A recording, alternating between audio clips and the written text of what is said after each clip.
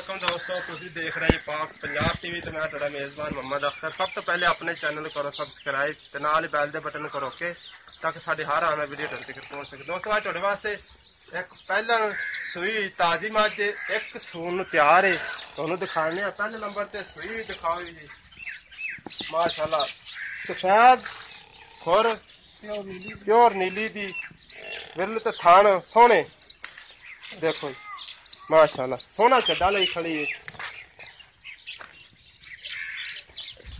थोड़ा अगर टोर टूर ते विखाओ जी।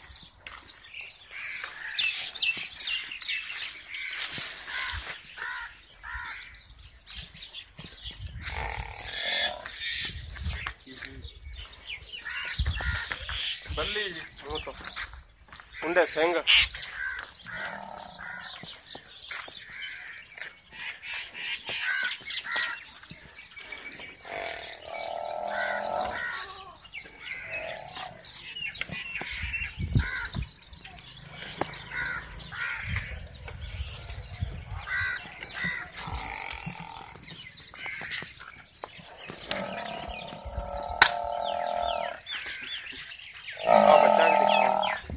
कट्टा है इंदे मगर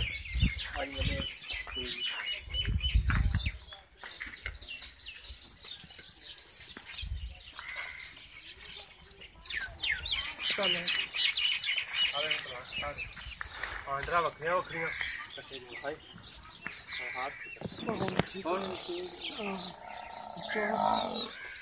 हाँ जी दूजे नंबर ते जेहड़ी तैयार मझ ये तुहानूं दिखाण लगे थोड़ा तौर ते विखाओ जी।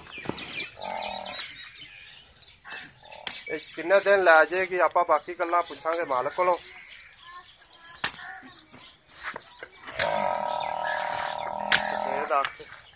कुंडे सिंह सोहना चड्डा लई खलोती है चलो दिन वाहवा ले जाती मालक का कहना कच्ची है तकरीबन महीने के नेड़े चढ़े इन्ना लै जाएगी 20 दिन लै जाएगी ज्यादा ले जा सकती घट नहीं जाती।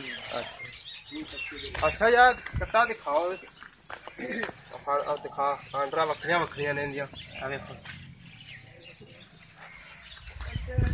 बाकी गल्लां पुछांगे आप मालक आओ भाई जा। अस्सलाम वालेकुम जी। वालेकुम अस्सलाम। कितने दिन होगा सूई नूं?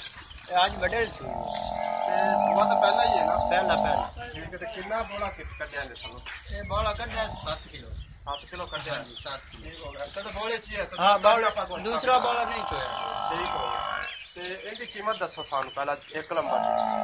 इहदी कीमत 2,30,000 रुपया ठीक है। हां जी जेडी एक नंबर ते हां एक अच्छा ते जेडी दूसरे नंबर ते दिखाई है तैयार है जेडी हां जी वो कितने दिन लै जाएगी?